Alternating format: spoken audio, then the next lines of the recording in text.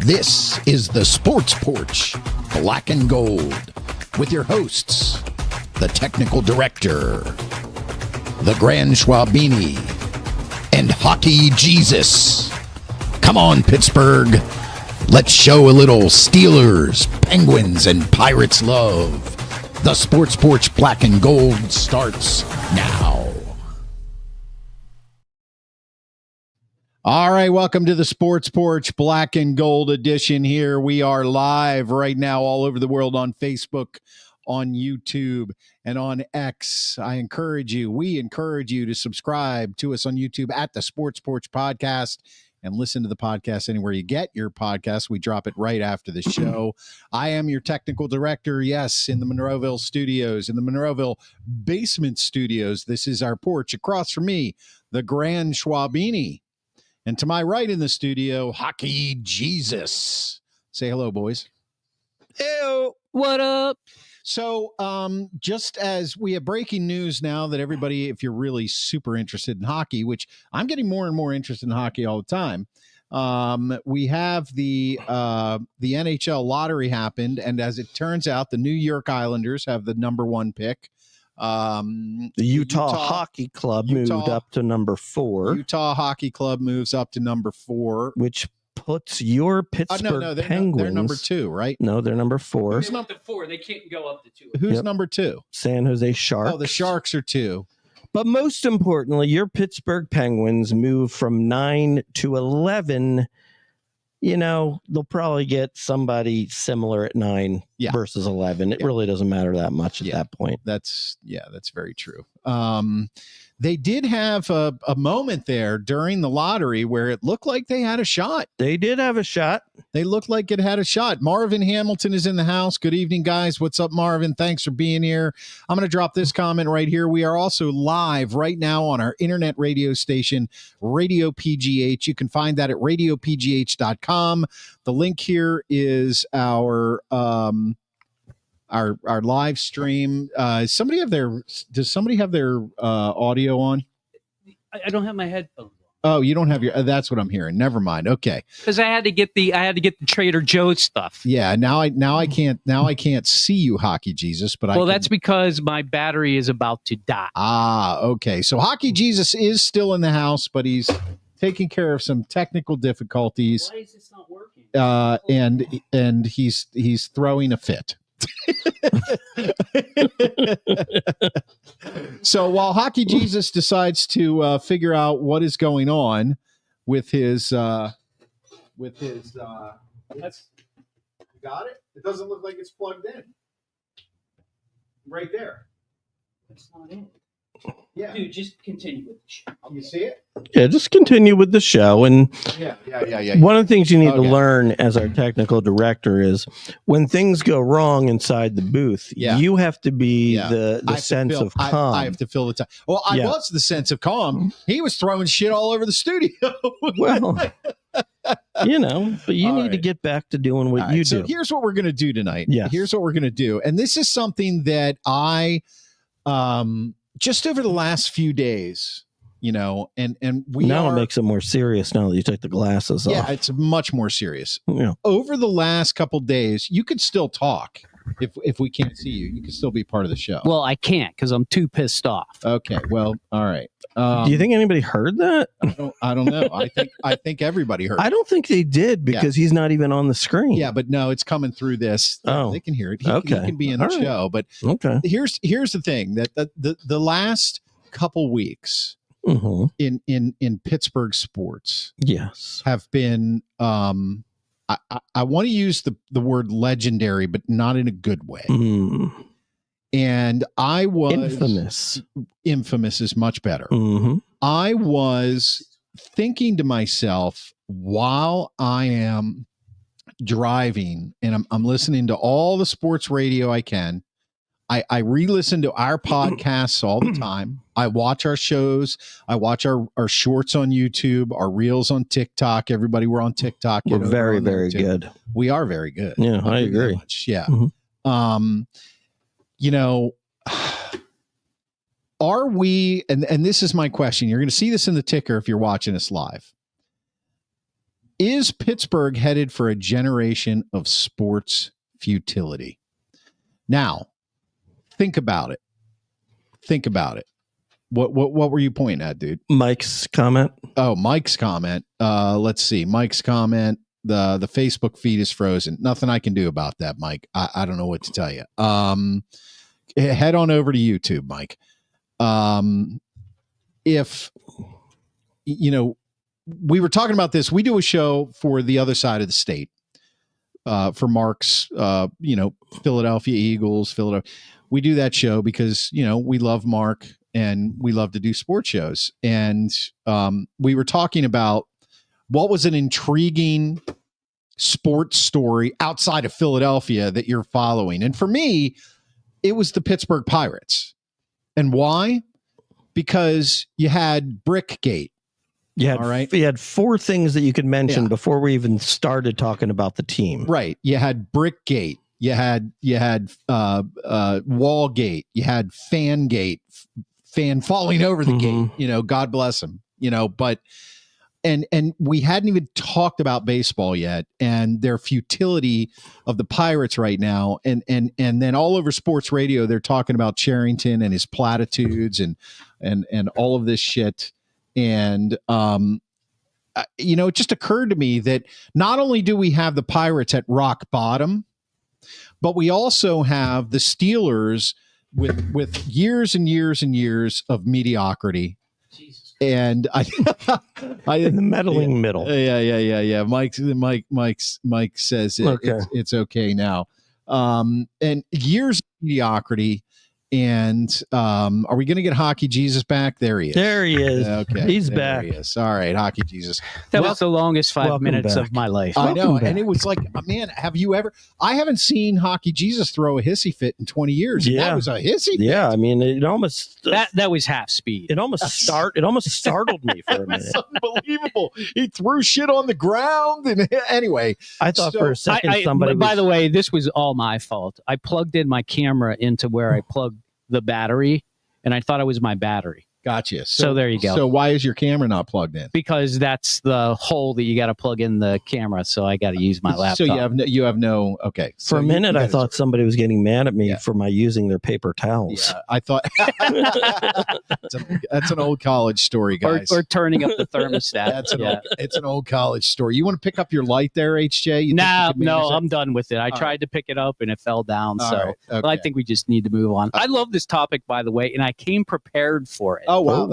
So you I did the research. You had a feeling because we were at the Leaf and Bean yesterday, and we did not discuss. We did not discuss. We didn't talk about the show at all. No, really, we were talking politics. Really, we talked about some other things. We'll talk about after the show about the show. But that's true. Okay, so I started combining this feeling of rock bottom. The Pirates, their attendance is second lowest in the major leagues, only to the Miami, the Marlins, only the Marlins, and right, and who cares? And so you've got this owner, everybody's screaming, sell the team, rock bottom. You've got the Penguins, which, it's only been 3 years since they've made the playoffs, but there's a lot of buts there. Is that not me? No. Yeah, that's really weird. Everything sounds fine to me. Oh, I know. Wait a minute. Yeah. Yeah, I'm not sure what it is, to be honest with you. Man, it's okay. We like the echo in the background. We're used to it. I hate the echo. It's like old times. I do. That's your computer. Yeah, I don't know why. Okay, so just turn the volume down on the keyboard there. So then you've got the Penguins 3 years not in the playoffs, right? The Ron Hextall thing, where I'm convinced now that Hextall took that job to sabotage that team. He was a spy. I'm convinced. Undercover, double agent. I've been convinced. For years. We've been down this road. It was the COVID killer. COVID killed the Penguins. Whatever. So I would rather believe it was Hextall. So you can go with your conspiracy theories because you live in that world. I do, and it's fine. I believe in that world. I believe in that world. I can see how you can get there. Yeah, absolutely. And I also started thinking about the Steelers and mediocrity. And then on sports radio today, they were talking about earlier in the day. They were talking about their last 10 drafts and how poorly they've drafted. And they really have. Other than TJ Watt, they've drafted very, very poorly. Najee Harris. Oh, yeah. The Steelers drafts have been pathetic the last 7 years. So I want to throw this out at you guys. Is Pittsburgh headed for a generation of sports futility? Now, the Pirates have already had 2 generations. I don't count that 13, 14, 15, those years as anything other than like they almost lightning in a bottle. Yeah, they almost got good. But they didn't really, because after one of those years, they completely gutted the team for no reason. Let's define good. I consider good either making the championship game or winning the championship game. That's good, in my opinion. Okay, so we've already had a generation there. We're working on when's the last time they were in the playoff? Well, when's the last time the Steelers won a playoff game? 2000 and the last time they 16? Won a Super Bowl or had been in a Super Bowl was 2011. Okay, so let's go that's there. The championship game thing. Mm-hmm. Okay, so that's 14 years. 14 years in there. The Penguins haven't won a cup since 17. That's right. That's 9 years. That's 9 years. So, and it's been 46 years for the Pirates. So, are we headed? Is the City of Champions headed for a Now, if you were born in the year 2000 or later, you've seen success with the Penguins. You've seen a little success with the Steelers. No success with the Pirates. Are we in the middle of a generation of futility? What's the outlook here? What's the outlook? You guys, take it away. Well, I'm going to go check on our snack. Take it away. So I'm going to.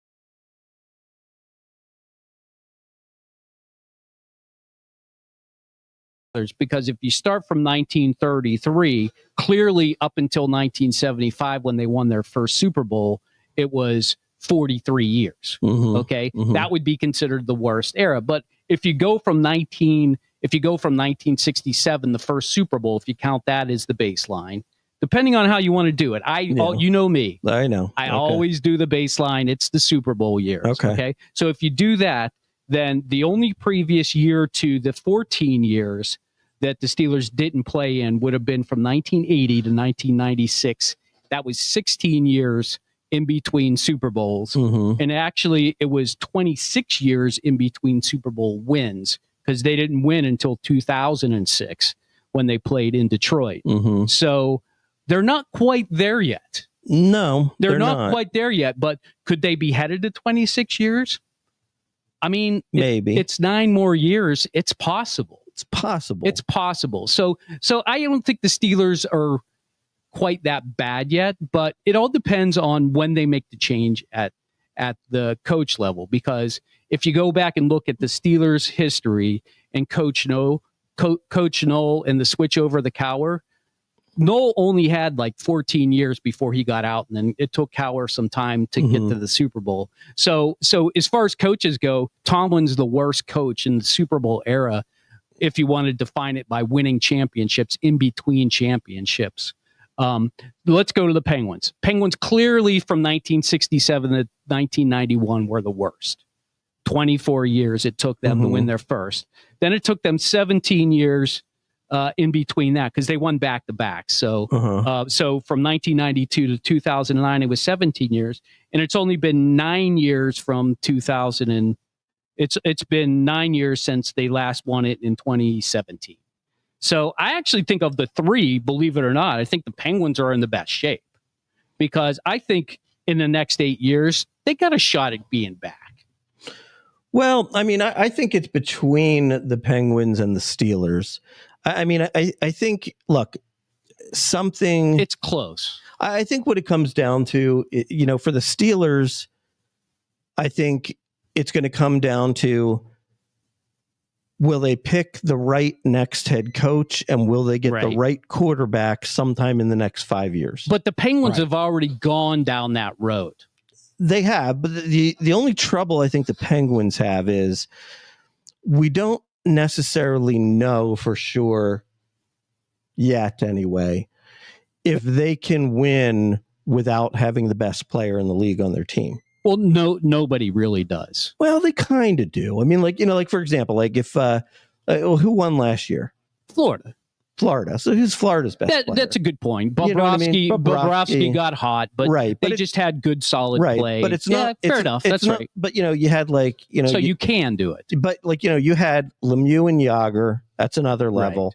And you had Sid and Gino, right? Sid and Gino, and even throw in Letang and Fleury, even. You know. Well, yeah. I mean, you could throw in Tocchet and Russ Francis, right? So in the 90s. So too. that's the thing. I mean, it's much harder to win in hockey when you just have like a team of really good players. Like for example, Dallas, right? Right. I mean, Dallas, they could win it all. They sure could. Yeah. And they're a really good team. But like, you know, Mikko Rantanen's their best player, and he just got there. They just bought him, right? You know what I mean? Okay, so let's get some comments in from our fans. We have a lot of people watching tonight. I want to thank everybody for being here, especially if you're watching us on Sorry X. for the fit early. That's okay. Subscribe to the Sports Porch on X. It's the Sports Porch, the number one, the Sports Porch one. And if you're on X, I would love for you to hop over to YouTube. We'd love for you to go there, subscribe on our channel on YouTube. That's growing. Our YouTube views have gone up like 15,000% over the last 60 days. That's a real number. Thank you, fans. So we love that. We put out shorts and of course TikTok and all that. But Marvin says, as far as the Steelers are concerned, we're a quarterback away. I have some things I want to say to this because I was working out the snack issue here and I screwed up the audio during the snack issue, boys. I'm sorry about that. Chris Chada says, do you think what is needed is either a maniacally driven owner or a star that is generational in any sport in Pittsburgh to break out of this rut? Okay, so that's a really good question. Well, and here's the thing. Here's the thing. When it comes to the Pirates, and let's talk about the Pirates first. When it comes to the Pirates, I had to laugh. There's no. I think it's safe to say even a generational talent there is not going to help them. Well, actually, they actually have a generational talent. Right. Yeah. Right. But okay. But here's the thing. And it's made them worse. That's why I'm going there. Let me get my point out. That's why I'm going there. In the 70s, they had a couple generational talents. They had Dave Parker. They had Willie Stargell. They had great teams. Mad Dog Madlock. Well, Stargell was a leftover from the 70s. Well, I just said the 70s. And prior to that, the 71 team. Prior to that, they had Clemente. Okay, so then you have a few years in the early to mid 80s, and then next thing you know, this guy named Barry Bonds shows up. No debate tonight over Hall of Fame bullshit that we always get in an argument. Skinny Barry. So they had Skinny Barry. Skinny Barry shows up. He was really good. Generational talent. Still basic. Generational talent. They couldn't with the other guys, they could get over the hump. They couldn't get over the hump with Barry and company. That's true. They never even made a World Series with that team. Nope. And so Sid Bream cursed them. And actually Fernando Cabrera cursed them along with I'm going with Sid Bream. I like that better. So I'd blame Sid Bream. So then he could have slowed down. A generation goes by and we have no generational talent. Listen, I don't care what you want to say about Andrew McCutchen. I think you could, for his MVP season, call him a generational talent. Who, McCutchen? Brian Giles? Yeah. No. Brian Giles. Yeah, no. I mean, he had great numbers. Andrew McCutchen is not a generational talent. Well, MVP. When you do win an MVP, it means you're special. Yeah. Yes, he was special. Really, he'll be a Hall of Famer. Really special. Really He will special. be. Probably because he didn't juice up. Really special for 1 year. He never juiced. Hold on. The Steelers, I won't go back to the 70s. We all know the generational talent that occurred. Come on, there, let's that go big back draft. to the 70s. I love the 70s. They drafted a generational talent in Ben Roethlisberger. The lightning struck for the Penguins when they were toiling for years and years and years, and they drafted Mario Lemieux, and then they drafted Sidney Crosby. How often do you draft? This is my point. How often do you draft back-to-back generational talents like the Green Bay Packers did and they didn't even draft Brett Favre. They traded for him, but then they drafted Aaron Rodgers. And who cares about whether he's coming to the Steelers or Joe not? Montana, Steve Young. Joe Montana to Steve Young. It doesn't happen that often. Who to Tom Brady? Nobody. Bledsoe was good, but he wasn't generational. Who to Tom Brady? Tom Brady to who? Nobody. Okay? Yeah, but look at Dallas. Okay, but we're talking about the Pittsburgh sports franchise, the futility of being a Pittsburgh sports fan right now. I don't think it's that futile. Lightning. I happen to think we're headed for, and I predicted this a couple years ago. Well, I know you got to hold on. I'm always toot my own horn, but what I'm saying is, what are the chances I just proved that we're not there yet. I don't think you did. Right now, I think we're in the middle of it. I think you said right now we're at a nine-year hiatus between the next cup or the next championship. Right. No matter what you call it, we've been that way. In 2006, it was 10 years. In 1991, it was 11 years. In 1971, it was 11 years. So unless we do this for another 4 or 5 years, then you have a point. If it's 2030 and the Steelers and the Pittsburgh franchise has not either made it to or won a championship, then you are correct, sir. Okay, but I think what Steve is saying, I think you're saying the same thing, is that, but it looks like it could be headed in that direction because we don't really have confidence in the brass right now to make the right decisions to get them back to a championship. So you're saying if I'm wrong, correct me here nicely, because I know you're a little agitated tonight, HJ. I'm hungry. And you know what? As soon as we Trader get this Joe's point tonight. out, we're going to do Trader Joe's right away. Okay, we'll get to Trader Joe's segment. Everybody loves Trader Joe's snack time. So basically, what you're saying is we have until about 2030. Which is less than 5 years away, that if we don't win some sort of championship, we're pretty much in that generational futility. That will be 13 years. Okay. And the last time it was more than 13 years was back in 1960s when the Pirates won their World Series in 60. And the one before that was in 1927 World Series. Okay, so that was before the Steelers. So before the Penguins. High, medium, or low? High, medium, or low? What is your confidence that the Pirates by 2030 will win a World Series? That will never happen. That wasn't even in the end, but we'll take that. And that's even if they sell to the best guy they could possibly sell to this year. We'll take that as a low. Okay. Never. I'm going to say minus 55. Okay, so that's a low. I happen to agree with you. High, medium, or low? High, medium, or low? By 2030, the Penguins will win another Stanley Cup. Medium. I guess I'd say low. I'm going to say low.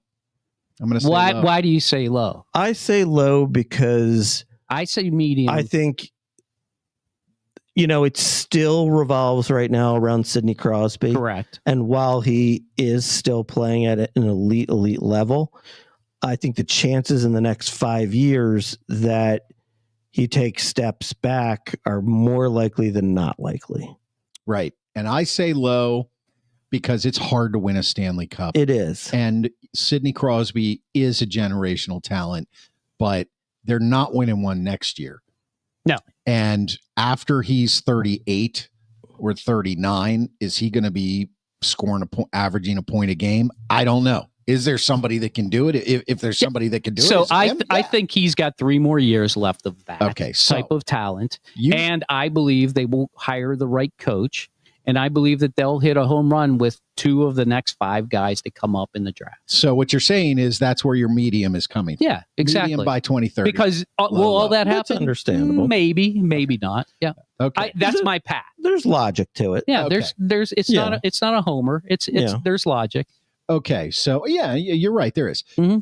So same thing to the Steelers. High, medium, or low by 2030, there's a Super Bowl trophy. I'm going to go with low.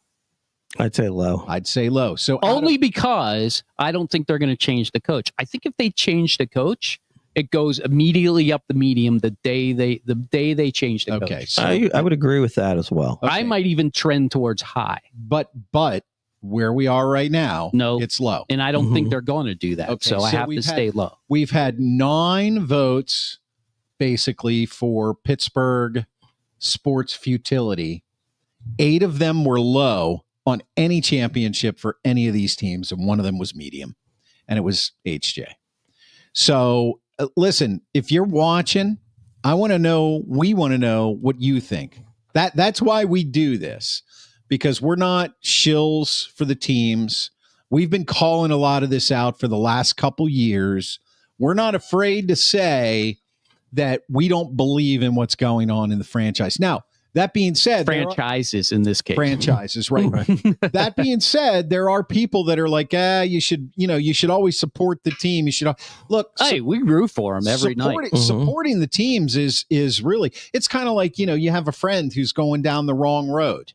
And you love him, but you got to tell him, look, you're making a real bad move here, pal. Some people don't listen. Some people don't listen. Yeah. Right. There's a meeting at 10 o'clock. Yeah, right. So, I know. Or you ambush them when they come into the door. You hit them over the head with a bat. I know. I'm treading on real thin ice here, but I asked that. So 2 to 3 years Super Bowl champion is what Marvin Hamilton says. Well, I disagree, Marvin. I mean, I'm sorry. Marvin, if you think Tomlin's got it going on, then he's right. And if you look at the history, so if you want to just talk Steelers, 2 to 3 years, he would be right on according to the history. Go ahead. Keep going.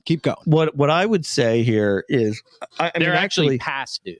I would say I did give each team a low, but I would say to me the Steelers are closest to medium, and my path for that honestly is this, and I mean I know it's not going to be an enjoyable one, but my path to that would be. Mason Rudolph is your quarterback this year. You go 5-12. Mm-hmm. They fire Tomlin. Mm-hmm. They draft their quarterback of the future in next year's draft. Or maybe it's Howard. Okay. That's pretty rosy. Yeah, it's pretty rosy. Yeah. But let's just say it's unlikely that it's going to be the 6th round pick. So let's say it's a 1st round pick from the next year.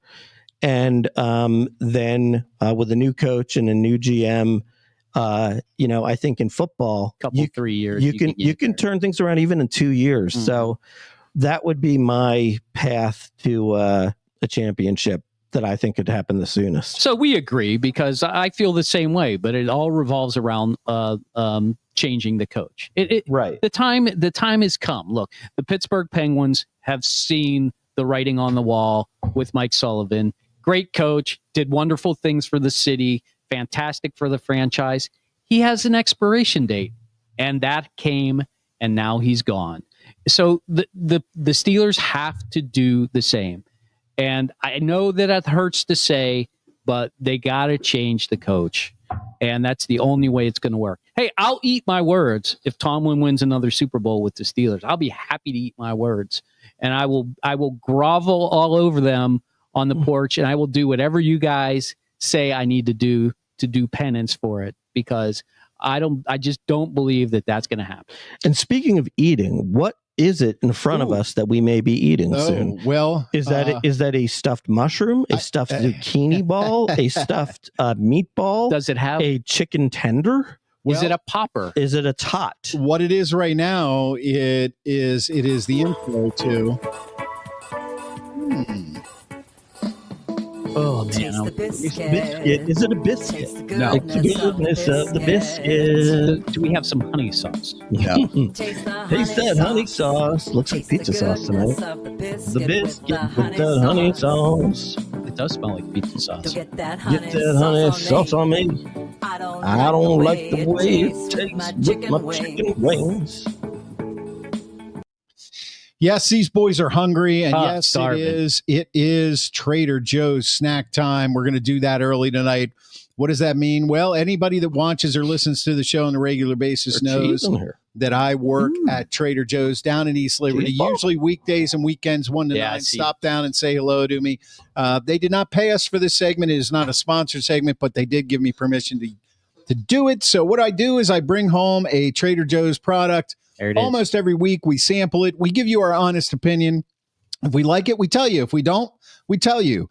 This week, what we have is it's got to be a popper. I'm going to pull this up. Yeah, these are TJ's breaded cheddar cheese curds. Now, here's the reason. Straight out of Wisconsin. Here's the reason I brought them home. I hate the phrase cheese curds.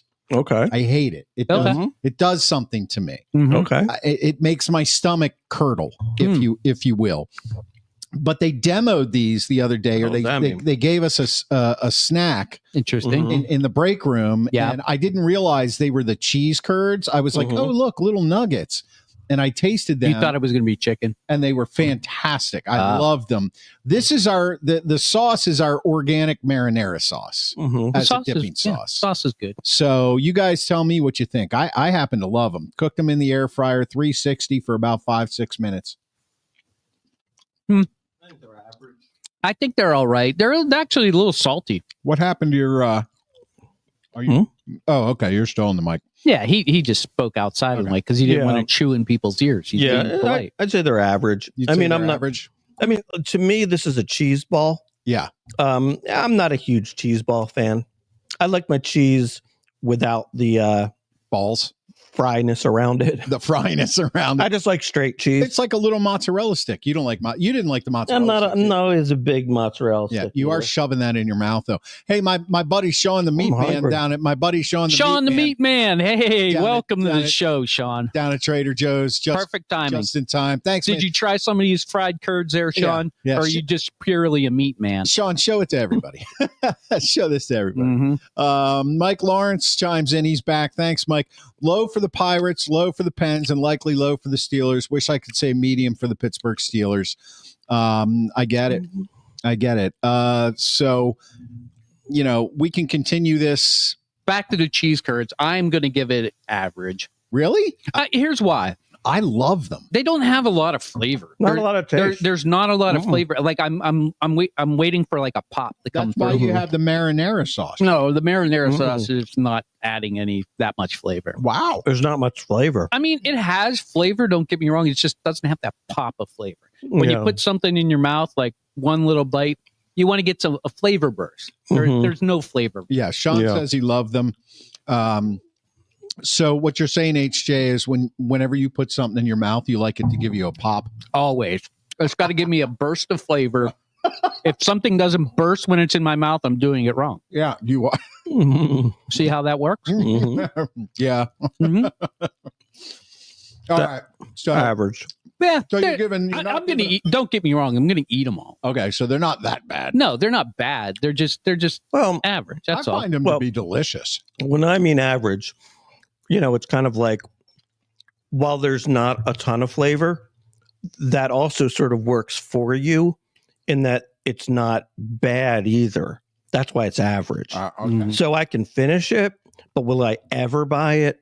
Never. Really? Never. Interesting. Yeah, you're not going to throw it away, but you are going to eat it. Right. And you're going to be like, like, this is my one moment with cheese curds. Yeah. This is it. Here's the way I feel like this. Like I felt like the bagel I ate last night. Yeah. First overtime. Actually, the beginning of the third period started. I'm like, okay, this game's going to be over. I'm going to bed. Of course, they score with 1.6 seconds left, so I have to stay up. So I'm hungry, right?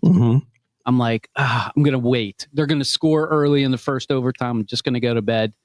First overtime comes and goes. I got to eat something. What do? I pop a bagel into the toaster oven and I eat it. Did it have flavor? No. Did it taste good? Yeah. Would I eat another one? No. I don't know. Right. Somehow I feel like you will eat another bagel in your life. Yeah, but not like that's it. Like it just did what it was supposed to do, and that's it. Okay, so these do what they're supposed to do. Yeah. I mean, overall, I would say I might. Mike, good call, Mike. I do like Pop Rocks. I might even add disappointed to it. Oh my God! Simply because when I initially saw them, I thought tater tots. And if they were tater tots, I'd be stoked right now. Have we had the tater tots yet? I don't know. I don't think so. Okay. I wouldn't say I'm disappointed. I wouldn't go that far as Mark. I would say average. Our tater tots are pretty good. Compared to Pop Rocks, though, very bad. Mike, I would take Pop Rocks over this any day of the week. Do you still eat Pop Rocks? I don't even know if you can get them. You can. Yeah, you can. Yeah. No, he would know. How would I know? I'll have to go to Candy Rama downtown and check it out. Papa Joe's? Yeah. Papa Joe's candy. You should have stopped by when we were at the Bean the other day. Yeah, we should have. Okay, so an average on the cheese curds, guys. I happen to love them, but it is obviously up to you whether or not you buy them. Come on down to Trader Joe's. I'll give you a sample of them.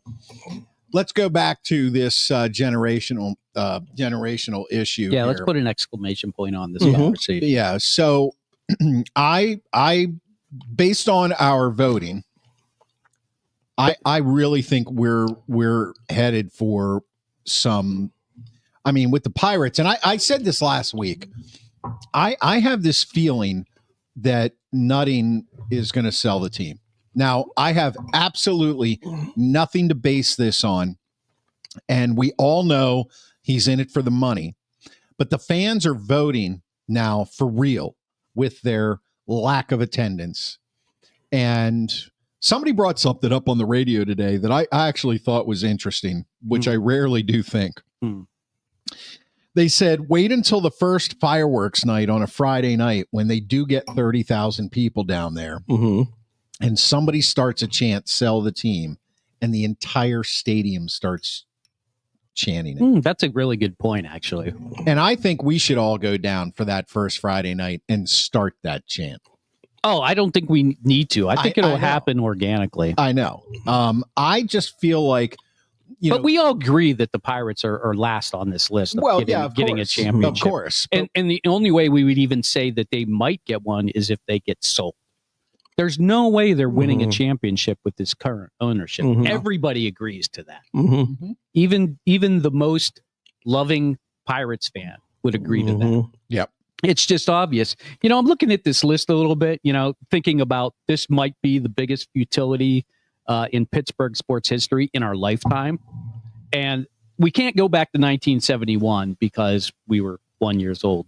So we can't really analyze that. But 1991, when the Pens won their first Stanley Cup, you saw that team coming on. You were like, this team's definitely got a shot to win the Cup from probably about 1988 onward, when they started becoming competitive. They started getting players like Francis and started to gain some momentum. You saw that coming on. Lemieux, was that 89? 84. Oh, Jesus. But really? he played for a lot of years. But then they got Barrasso, then they got some talent. They made their way up the ladder. What I'm saying is in the NHL that whole time? Yeah. So you could see it. You could see it coming, right? You could absolutely see it coming. Like the talent was going in the right direction. So that one doesn't come as a surprise. And that took 11 years from the previous one. When the Steelers won the Super Bowl in 2006, that one was mostly because they got Ben. Let's face facts. Without Ben, they don't win that Super Bowl. They don't get to that Super Bowl. Well, and that was and Bettis too. I mean, they had Willie Parker and Bettis. They had a really good 1-2 tandem with the running back, and their offensive line was probably the best in the league. But Ben was the catalyst. Yeah, absolutely. So with Ben, they did it. So that leads us to where we are now, essentially, which is, who do you see is going to be there? I think you're right. I don't see it. So that means we're probably at least 4 or 5 years away.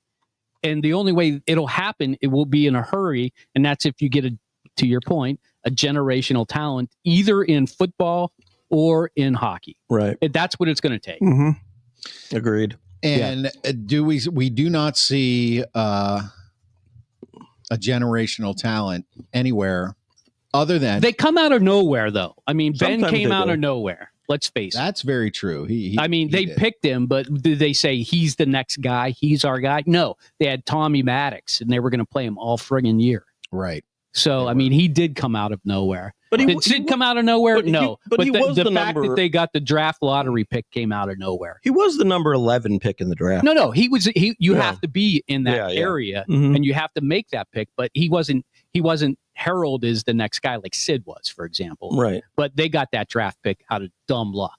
Mm-hmm. So, I mean, that came out of nowhere, to be honest. And plus, they got Malkin the next year. So, so I mean, that helped. And they had Fleury 2 years before that. And then they had Letang 2 years after that. So, yeah, I mean, that was a lot of really good drafting. Okay, Mike Lawrence. Wait, we should talk. Put that Chris Chata one up. There you go. The Penguins actually did not get the lottery pick. That was done this evening at 7:00.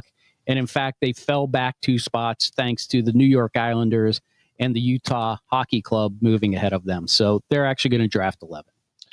Now, they do have a ton of draft picks this year. They do. Well, and we're not going to talk about that right now, but they got a lot of picks. Needless to say, at 11, they'll still get a good pick. Yeah. Now, Mike Lawrence says, is there any more news on the QB room fiasco with the Pittsburgh Steelers? And the answer to that is no. Well, I heard something.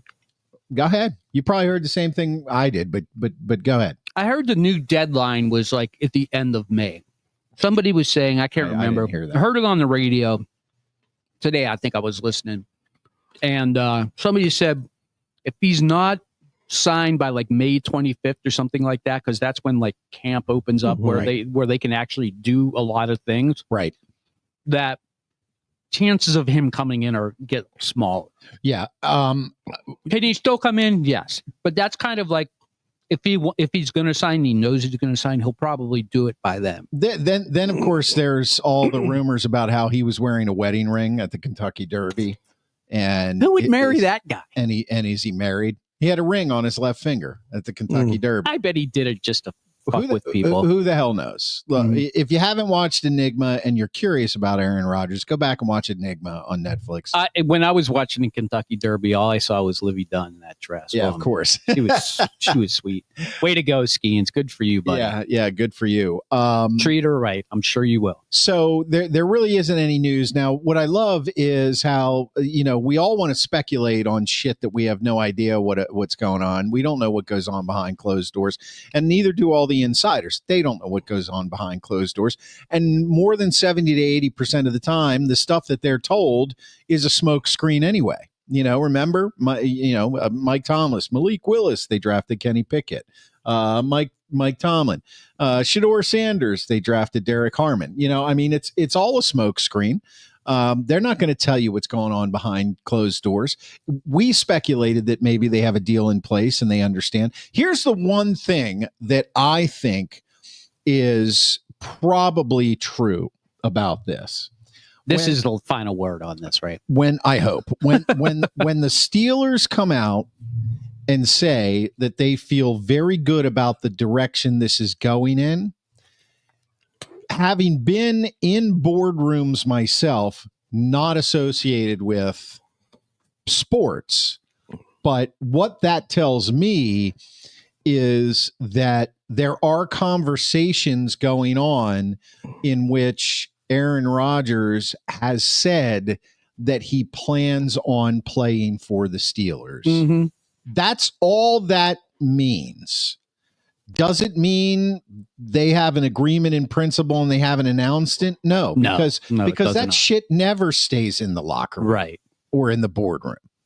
What it means is Aaron Rodgers is not giving them any reason to think he's not coming. Right. Now, I stand by. And the Steelers are willing to wait. Yeah. And here's what Amy chimes in. I don't know. This is I don't think it's new Amy. Amy. It's Amy on YouTube. A challenging Amy. Thank you, Amy. I read Aaron Rodgers got engaged or married. He is wearing a ring. Yeah, that's pretty much what everybody was saying. Amy, if you know who it's to, just drop us a line. I still think he's more likely to retire. I know you've been consistent with. Yeah, I do. Now, if I'm going to put a percentage on that, I'm going to go 55%. Yeah, I'm not going to say definitely, because I think the burning desire to play football doesn't just leave. Yeah, but I think he's looking at the organization and saying, "Are they Super Bowl ready? Am I a plug and play Super Bowl quarterback?" And now he may think that he is, but he's also proven that he's not, even to himself, because he went to the Jets and he brought over everybody he wanted and he still couldn't get it done when he was healthy. So, well, don't discount the 15 other million reasons why he wants to come back. Well, exactly. I mean, money is a huge motivating factor for anything. So, I would say, probably not. Mike says, hopefully he'll go on a dark retreat honeymoon and never be heard from again.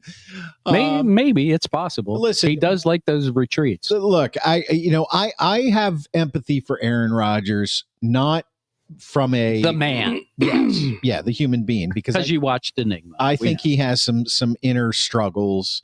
And he is a human being. I just don't think that the media and the fan base in the NFL has patience for this. And it's not that they should. It's just, he seems to be looking out for Aaron Rodgers, and that's it. And I understand it. And don't we all in some ways? Listen, if Aaron Rodgers retires or doesn't sign with the Steelers, and we go with Mason Rudolph, you blame the Steelers. Because there's nobody to blame here. It's just the path they went down, and they decided to part ways. But what I'm saying is, at any moment the Steelers could say right now, you know what, we're moving on with Mason. Oh yeah, and they could have decided that months ago. And that's what I'm saying. As a fan base, if Aaron Rodgers decides to take his own path and retire on a dark retreat or a honeymoon or whatever, or play for the Canadian Football League.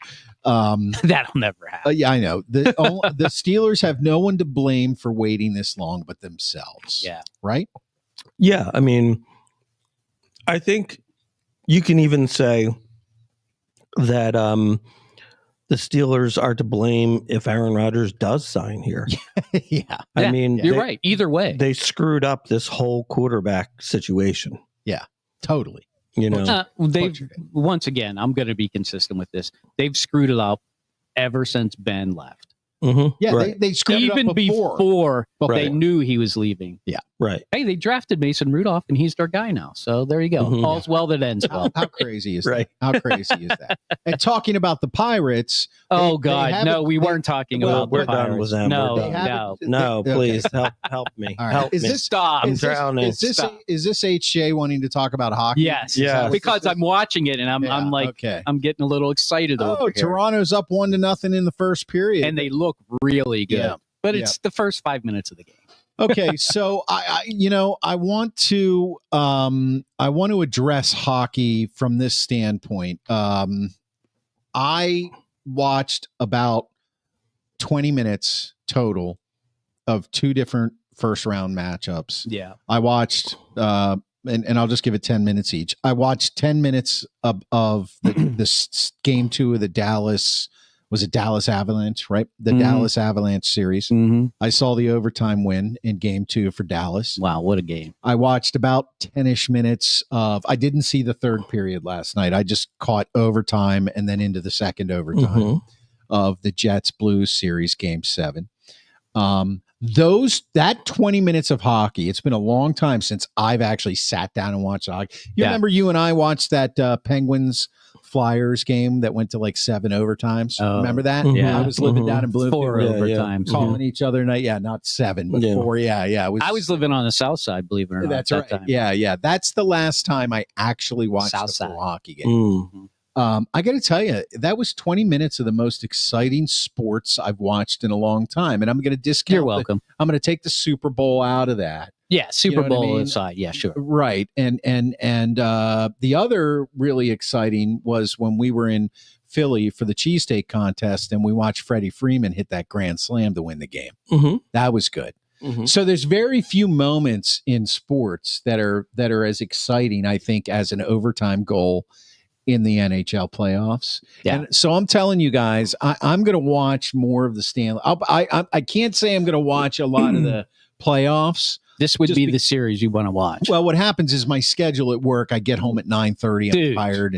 But okay. Dude. Yeah. I get up at 4:30. I'm tired. I stay up till this 1. is round 2. Yes. Okay. So this is round. We're in round 2, my friend. Round 2. Let me catch you up. Yeah. So I'm just sort of like what I enjoy in playoff hockey is any game where we're in the third period and it's a 1-goal game. Right.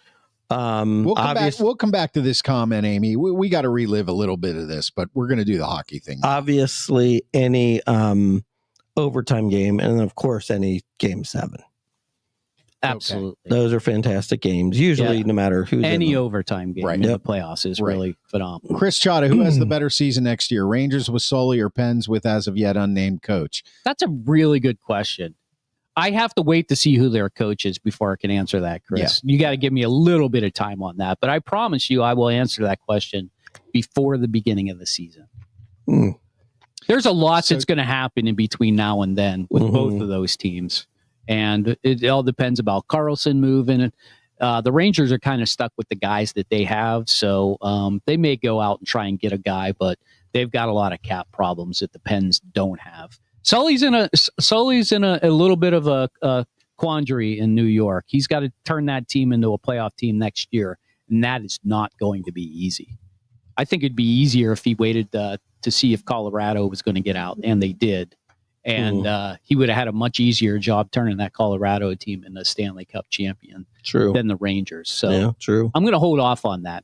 As far as the rest of the playoffs go, Mark, I agree with you 1,000%. Game 7s, overtime games, they're the best.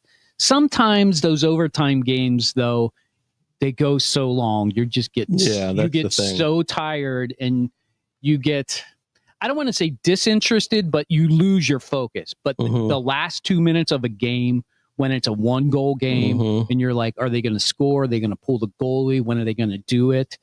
That is some of the most exciting sports I've ever watched. And to be at a game live like that, oh my God, it makes my, like, literally the skin is popping up on my arms right now just thinking about it, because it's just so exciting. And that's what made those game 7s, the Dallas Avalanche game and that the Winnipeg St. Louis game last night, so unbelievable, because I've watched a lot of hockey. I have never seen 2 goals scored that quickly, that late in the game, in back-to-back nights. In fact, it's only happened 5 times in the history of the NHL, and twice in the last 2 nights. So only 3 times previous in the entire history of the NHL, over 115 years of hockey, that happened. And that's what's amazing about it. And what was really amazing about the first one was Antti Rantanen. I mean, come on, are you kidding me? That is what he did, was just absolutely amazing. 3 goals. They scored 4 goals, but he scored 3 of them. And one of them was an empty net. And he had an assist on the one. And his assist on the one that was the winner was phenomenal. To Wyatt Johnson. That's the one I played. If you go back and listen to my Hockey Jesus, I played the video of that goal. Just unbelievable the way they did it. And what was really amazing was the Avalanche was controlling that whole game. Like, even up until even 10 minutes left, I'm like, oh, they got nothing left. Like, poor Dallas, they didn't have Heiskanen, their number 1 defenseman. They didn't have Robertson, their number 1 winger. If they would have just had those guys, they could have got over the hump. And then they just scored those goals. Rantanen just took over, and you're just like, okay, he scored 1, and then he scored the second, and they just couldn't stop scoring after that. Here's a question for you. By the way, I didn't like that penalty. I didn't like the penalty that they called on Drury. Yeah. I don't think that should have been called. Yeah. but good for Dallas for taking advantage of it. I got an interesting question for you because not to take any joy out of what we just watched, because it was a lot of fun. Yeah. But I did feel, and I want to see if you agree with me or disagree with me. I felt that both of those games were more lost than won. I think I disagree, and here's why. Because the Avalanche didn't slow down. It's not like they stopped playing. They were coming the whole time. I actually think that Dallas took it away from them when they got that goal. And that second goal that went in off of that guy's skate, they were demoralized by that. Like, you can give up one and be like, okay, they're within one, no big deal. But when you do that wraparound and it hits off of somebody's skate like that, that is so, you're just like, oh man, we're cursed. And you throw in the fact that the Avalanche were 0-6 at that point in Game 7s, and Peter DeBoer has never lost a Game 7 in the history of his coaching career, 8-0. Yeah. All those things come into play, and I've seen games where and I think St. Louis did it a little bit. I think St. Louis took their foot off the pedal a little bit, and I think they let Winnipeg in. But man, scoring with 1.6 seconds left in the game, they scored twice with the goalie pulled. Right, twice with the goalie pulled in a Game 7. That's some chutzpah there. Well, I can buy the Dallas one, because you're right. The momentum totally changed in that one. Now, but I agree with you a little bit with the St. Louis one. They did stop coming a little bit, and that gave them just the opening they needed. See, I kind of thought with the Blues. Now that last goal that went in with 1.6 left. Oh man. But there were like 3 battles that were won. Yeah. By Winnipeg to get that puck over. Well, the minute and a half before that, St. Louis did a really good job of getting to the puck. They just did a very poor job of trying to get it into the empty net. Yeah. They just shot it down for icing. They didn't. Right. They should have been more creative. Right, and that's kind of what I thought. Like, hey, this is over if it goes in the net. And I felt like twice. And I just felt like, what are they doing? You know what I mean? Like, it was just on the right before the second goal was scored. Somebody mentioned it, that the guy had it right in the middle, and he felt like he could have skated forward a little bit to give himself a little bit of momentum to get a good shot at the goal. I think he actually shot it over the goal on a fly because he just tried to launch it down there too easily. It's not easy. I mean, that's a lot of momentum going one way or the other. But you're right. Good teams know how to get that into the net and finish the game. Right. So just for those of you who are tuning in for the first time, HJ Hockey Jesus here. He preaches on the podcast right after every single Penguins regular season game and throughout the Stanley Cup playoffs. He does the video podcast and then drops the podcast on the iHeartRadio app or anywhere you get your podcasts. You can follow him at the Sports Porch Podcast on YouTube. And if you're watching us on X right now, and we've got a lot of people watching us on X right now, thank you for watching. We really appreciate that. Hop on over to YouTube. We're trying to grow that channel as well. Follow us on X at the Sports Porch 1 and on YouTube at the Sports Porch Podcast. We also have a Facebook page, of course, but I always put the link in the X every time I drop it, so you can get it there also. Yep. So he's going to be he actually did a first round wrap up earlier today. Just did it today. Yeah. Just dropped I watched, I think, the first 5 minutes of it, and then I had to produce the show. But they're usually, this one was about 18 minutes. So yeah, that's all they probably could have spent more time getting ready to produce the show. Yeah. I think I did a pretty goddamn good job tonight, boys. You should have fixed my power situation. That was you had to know. Your hissy fit is on you, pal. I already took blame for it. I cooked. I served. I cooked us an average meal. Yeah. It was. I think we took a poll, and 2 out of 3 said it was average. One last thing in round 2, if you don't have time to watch all the hockey games like me, I definitely suggest you check out my podcast or my videos. Absolutely. There's a lot of really good stuff out there. I suggest Hockey Psychology is a really another one. I love this guy. He does great stuff. If you want to get some good insight on games, individual games and players and how it's done, does a great job of breaking that down. It's called Hockey Psychology. Yeah, that's Hockey Psychology is the YouTube check him out. Really good stuff. I really like their stuff. Plug for them, I guess. But if you only want to watch one series, watch this Florida-Toronto game. It's on tonight. Turn it on after you're done listening to us. I think that's going to be the winner. I think the snooze fest is going to be the Capitals and the Hurricanes. Don't like that. If you want to see a lot of scoring, I think that's going to be Vegas and Edmonton. I think you're going to see a lot of scoring there. And Winnipeg, Dallas, I have no idea where that's going to go. I think Dallas has a chance of actually sweeping Winnipeg. I mentioned that. But Winnipeg is very strong at home, and I really love their home crowd. Their home crowd stood up the whole time for both overtimes. Yeah. Watching that game live. Yeah, I noticed that when I was watching last night. I love their fan base. I think they've got the greatest fan base in the NHL. Well, do they have any other sports teams? Do they have anything to do in Winnipeg? Yeah. Or are people just getting off a fishing boat? They eat elk. Yeah. But good for them. They're passionate about their team. Yeah, and they finally have a team that maybe going somewhere. I'm sorry if they get swept, Winnipeg, but I think that Dallas team is really solid. It'll be interesting to see what happens if they fall back with Heiskanen and Robertson coming along. So, all right. Next Hockey Jesus sermon is possibly going to be... Boy, I don't know, because I'm going to be in Philly this weekend.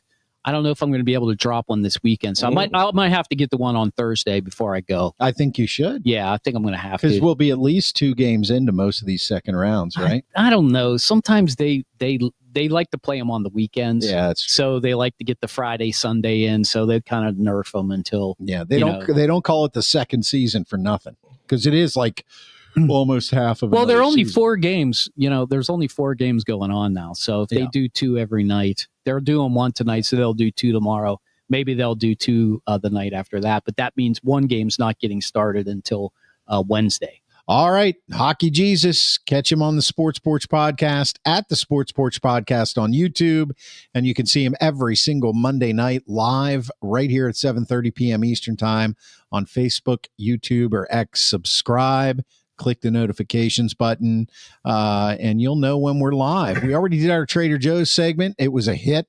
And now we're going to move on to something that we feel is our way of giving back to you, our viewers, our faithful, and that is called What We're Watching. The Grand Schwabini, please take it away. Well, thanks everybody for sticking around, because here is where the segment of the show where we really just give back. Okay. It's our charity, so to speak. Mm-hmm. And we know that it can be troubling when you're looking for that new show, or when that great show you watch ends and you're like, I got to find another show. And it's just, you're pulling your hair out. You're wondering what's going on. I don't know where to look. I mean, Apple TV Plus. Should I go to HBO Max? Should I go to Hulu? Should I go to Netflix? Should I go to Prime? I mean, should I go to Peacock? Should I go to Paramount Plus? Ugh, I mean, too many choices. What do you do? Well, we're going to tell you what to do. Mm-hmm. And what we're going to do is we watch these shows for you so that we can guide you down the path to success. You're not going to waste your time. You're not. We're going to tell you what's a good show. So then when you go to your significant other and you say, hey, I heard about this from those guys on the Sports Porch, Black and Gold edition, your wife, your boyfriend, girlfriend, partner, they're going to say to you, all right, I know those guys know their stuff. Yeah, that's right. And that's what we do. That's the only qualification for this is that you have to have finished the season you're watching. So if it has 5 seasons, you don't have to finish all 5 seasons. You just have, if you're in season 3, you got to finish season 3. Right. And you could technically you can give a review at the end of each season. If you watch 5 seasons between now and next week, you should give a review of all 5 seasons. And I've done that. And if you're watching a movie or a 1-episode documentary, you have to finish the whole thing. So if you get, halfway through the movie and you're like, oh my God, this sucks. You got to remember we're giving back. You have to suffer to give back. Mm-hmm. So if you finish the movie and it really sucked, you can give a review because full review. We tell you if it's not good either. And actually, you know what? I'm going to change mine tonight because I have an incredible example of the suffering. Okay. So do you want to while I'm doing HJ's and mine, do you want to email me Sure. a picture so I can put it Oh, up? I love this. I sure This will. last minute switcheroo. I Okay. sure will. So we're going to start Mhm. then. We'll start with mine so that while HJ is doing his, I can get the Grand Schwabinis out. Perfect. Let's hear. Let me guess. Documentary. So this is with TD. This is a show that I watched actually maybe about a month ago. It is on Netflix and it is called Mr. McMahon. Oh, I saw this. Mr. McMahon. Now, for anybody who doesn't know, and I'm sure most of you do know, but in case there's that one person out there that doesn't know, everybody else knows that Mr. McMahon is none other than Jim McMahon, the founder of the World Wrestling. No, Vince McMahon. Or excuse me, not Jim McMahon. He was a quarterback for the Chicago. Yeah. Not the quarterback Not for Jim Chicago. McMahon. My apologies. Vince McMahon, the founder of the WWF, which then WWF. went on to become the WWE. This is a documentary that was actually made before the allegations of sexual harassment and trafficking came out against him. Mhm. But basically, it is an expose as to the beginnings of the WWF and where Vince McMahon came from. And now, if you're a child of the 80s or the 70s and of the 80s, like the three of us are, WWF, man. That's where you it was really at. remember the heyday of the WWF. For us, the WWE, really the WWF, the heyday was Hulk Hogan. Oh, yeah. And- Superfly Snuka. Right. And yeah, and that, after I got into my 20s, things started to go downhill. Now they reached for me, and I know that's why you were laughing. I can't help it. Yeah, I was there to witness it. Listen, I step in shit no matter what.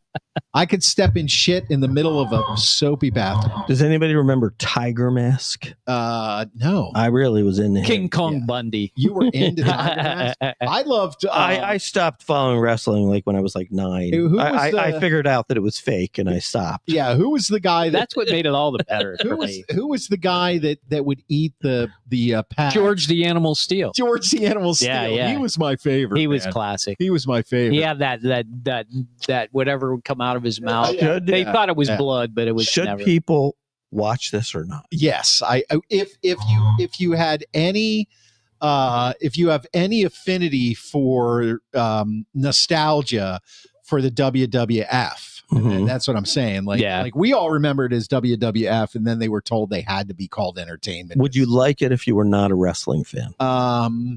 Yeah, I mean, yes, it's an interesting story. It's because Vince McMahon is a very controversial character, Mhm. and he was full of himself too. he was an ego, and he still is. Yeah. And then his family took over, and it's interesting. Linda McMahon, right? She works in the Trump administration. I know she does. Yeah. We're not going there. That's okay. I'm just mentioning names. Yeah, it's true. Yeah, and yeah, it's a very, very interesting story, and I don't think there's a sports fan out there who isn't familiar with the WWF. How many episodes? I want to say it's oh God, I should look it up. Like a 3-episode No, deal. it's more than 3 because 5 then. it goes way back to Vince McMahon's father was actually a wrestling promoter, and I didn't know that. Yeah, and he wrestling back then. Just a real quick synopsis was very, very regional. Yeah. So his dad was a bigwig in like this region, and then he kind of brought Vince in under his wing, and then Vince saw opportunity, and then he became, he became kind of his ambitions took over. Literally And put it then on he steroids. Literally he just engulfed, and then there was competition with NWO, and That's probably why they called it the Federation, because he federized all the small ones in the did he one. just make up a word, federized? Mhm. Is that that is a word? you think? No. I think I don't I know. think that's a made up word. Yeah, that is Yeah. a made up. I word. think federalized. He is a made-up federalized word. it. I thought he first said federalization. Yeah, and then he Federalization is a word. Is it? and But then he, federalized, I think I'm on thin ice there. Okay. Well, okay. I think we got it. Yeah, We got it. I actually think this is worth watching, guys. For people, for especially for men our age, this is worth watching. Mhm. Mr. McMahon on Netflix. Okay, so HJ. Okay. Let's get to today's world. Yes. HJ. Let's talk about something that's trending right now. Is watching something trending. This is on Netflix, right? Absolutely Netflix. Yes, this 100% Netflix. This is on Netflix, and This is Black Mirror. This is season 7. This is the latest season. This is the season you want to watch. I don't know if you know anything about Black Mirror, but Black Mirror is basically, it's sci-fi for the most part, but it's believable sci-fi because they put it in such a context where it's essentially, how do I say this? It makes it seem real, like they could actually do the things that they do. And they make it look like it's technology increasing and it's bettering your life. But it doesn't really better your life in many cases. In many cases, it puts you in this world of utopia inside somebody's head, but sometimes you get trapped there. And there are 7 episodes. I loved every single episode. If you like love stories, believe it or not, there's a love story in here. Season 7, the episode 5 called Eulogy. It's a very interesting take on like somebody who dies. It's an old love, and like you forgot about them for a while, but their loved ones didn't know that how they were in like their 20s, and they've created this technology where if you had pictures, you could actually jump into the picture and relive the scene. So you could go back to like your college days and like basically relive that time that you had with that person, but you had to remember it. Like they could, if they didn't show the face of this woman in this case, like she couldn't talk. So in all of his pictures, he was so upset with this woman, he cut out her faces in every single picture. Sounds dark. Yeah, all these are very dark. Well, the title is Black Mirror. Yeah. And I can tell you the darkest one of them all is the very first one, Common People. Super dark. Like it's ridiculously scary. Which dark. season is this? This is season 7. Okay. And if you have watched other Black Mirror episodes, there's the last one, USS Callister Into Infinity. This is another. They are furthering a story that was done, I think, in season 4 or 5, called the USS Callister, and they take the story and they further it. And the thing that's crazy about that episode, it was like an hour and a half. It was it's like a movie. It was like a whole movie in itself. Yeah. And the one before it was like an hour and 15 minutes. So like if you combine them, it's like 3 hours worth of watching. But I can tell you, it's really well done. I really love these episodes, and I think this might be their best season since the first one. So if you like Black Mirror, if you don't like Black Mirror and you want to check out sci-fi in kind of a new technology way, you can go back to season 1 and start there, or you can just watch season 7. They're not really that interconnected, except for season the 6th episode in season 6. Okay, Black Mirror on Netflix. Highly recommended. We did have a comment that comes in there. Chris Jota says Vince McMahon is a total carny. Not one thing I hear that he's accused of doesn't surprise me. It was a good documentary, in my opinion. There you go. So there you go. All right. So Schwaber is apparently going to do us all a favor here. Thank you, Mark. This is something that Mark has watched. I do believe it is a movie. It is in the theater. It is in the theater.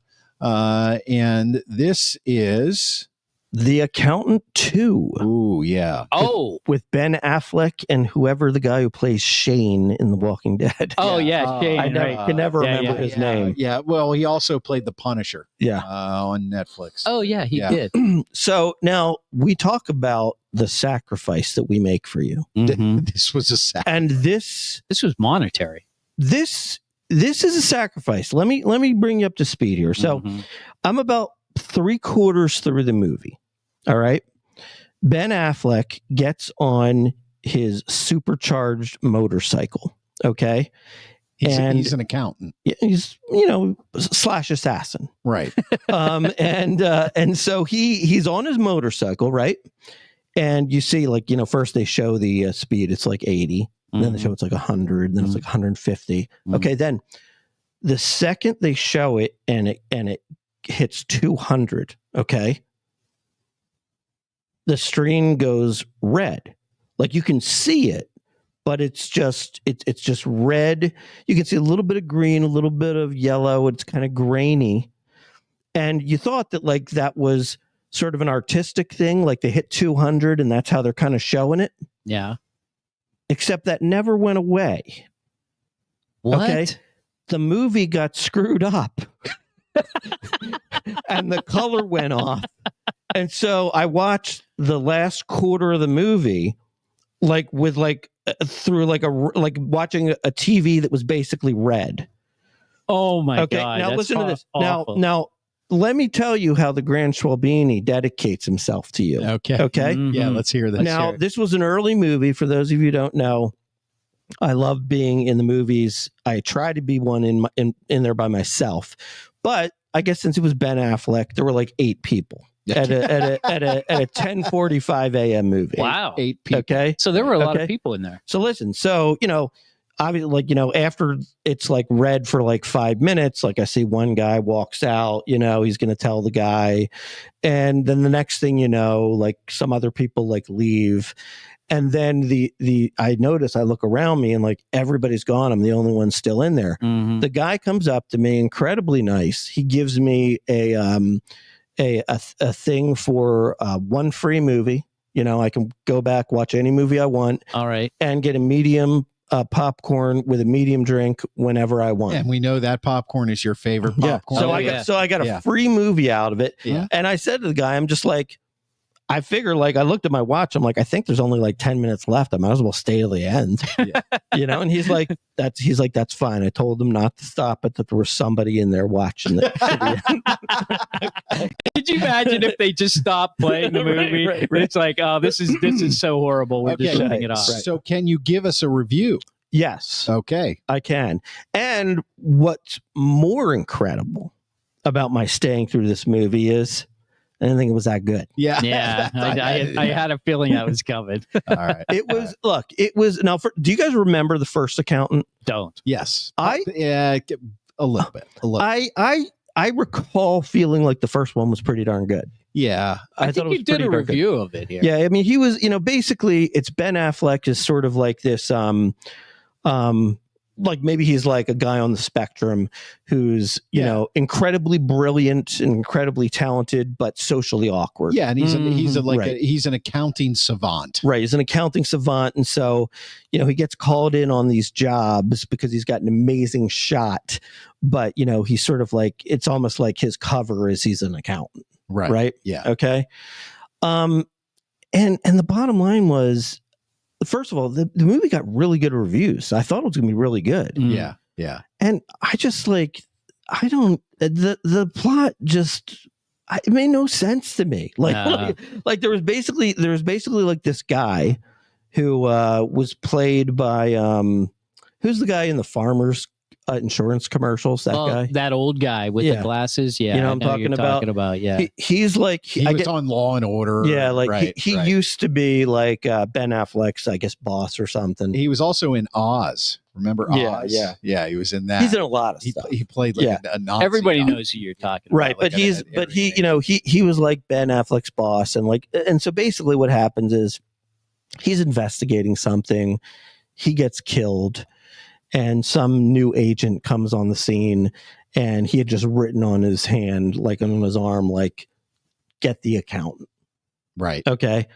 And so then she just basically gets the accountant, Ben Affleck, to like work on this crime with her. But it was just like, but why? I mean, it was just like, but why? I mean, it was like, who really cared? It was like John Berntham is the name of Shane, or the guy. Okay. I think his name's John Bernthal. Yeah. John Bernthal is the guy that was Shane and also the Punisher. Is he the villain? No. Who is he? Oh, Shane. No, Shane is, I mean, actually, if there was one thing that was good about the movie, it was the relationship between Ben Affleck and Shane. Yeah. Because basically Shane is his brother.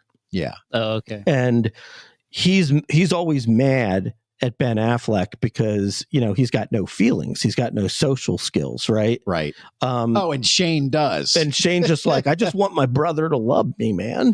You know? You know? It's like Walking Dead all over again. I mean, you know, there is a saying that I always throw out there, which is action never fails. Right. So look, you know, you know, if you're just going to rent it one afternoon or just, you know, watch it when it comes on Netflix or something, you might think it's okay. I mean, it'll keep your attention. There's a lot of good gun work in it. Mm-hmm. You know, gun work. You know, a lot of good behold violence. A lot of good killing. Yeah. But you know, it was subpar for me. I would give it a no. It's definitely not go out to theater worthy. Bad story. We salute your dedication. Thank you, Mark.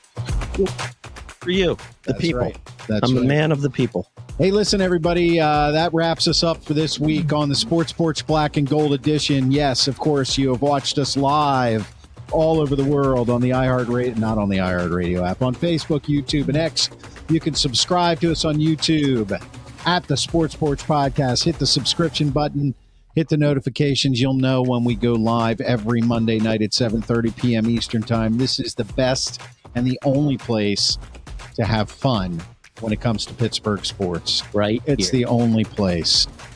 For the Grand Schwabini, for Hockey Jesus, I'm your technical director. I'm dropping the podcast right after the show on the iHeartRadio app, Apple Podcasts, Spotify, or anywhere you get your friggin' podcasts. That's the only pirate in town. Hey, yo. I'm out. Jablonsk. Jablonsk.